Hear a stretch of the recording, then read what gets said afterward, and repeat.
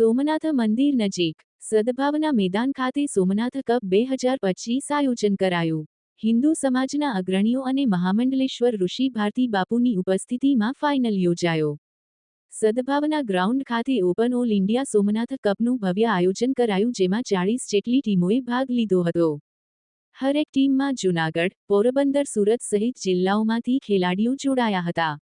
તેમાં આજરોજ ધાર્મિક 11 ડાબોર નંદન વોરિયર વચ્ચે જબરદસ્ત મુકાબલો થયો હતો, જેમાં ફાઇનલ મેચ નંદન વોરિયર્સે ફાઇનલ પહોંચી જબરજસ્ત જીત મેળવી હતી।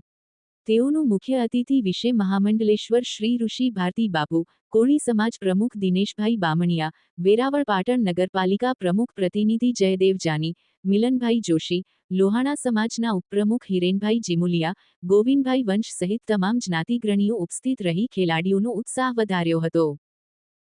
ખાતે સદભાવના ગ્રાઉન્ડની અંદર સોમનાથ કપ 2025નું બહુ ભવ્યતાથી આયોજન થયું હતું।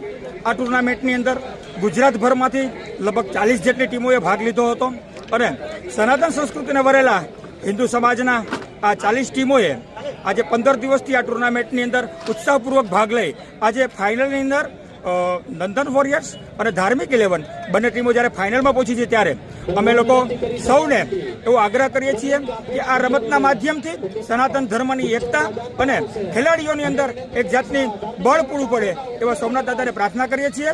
અસ્તુ, જય સોમનાથ। આજે પ્રભાસ પાટણ અને વેરાવળમાંથી ઘણા બધા આગેવાનો, ઘણા બધા વડીલ મિત્રો અહીંયા પધારેલા હતા। સોમનાથ ટ્રસ્ટમાંથી શ્રી ચાવડા સાહેબ જનરલ મેનેજર શ્રી તથા મોટા કોળીવાડાના આગેવાનો, નાના કોળીવાડાના આગેવાનો અને ગામના તમામ જ્ઞાતિના આગેવાનો આ ગ્રાઉન્ડની અંદર ઉપસ્થિત રહી અને ખેલાડીઓને પ્રોત્સાહન પૂરું પાડેલું હતું। આ તકે ખાસ આશીર્વચન દેવા માટે અમદાવાદથી અમારા 1008 મહામંડલેશ્વર શ્રી ઋષિ ભારતી બાપુ પણ અહીં ગ્રાઉન્ડ ઉપર ઉપસ્થિત રહી સર્વે ખેલાડીઓને આશીર્વચન રૂપી, પ્રેરણારૂપી આશીર્વચન પાઠવ્યા હતા।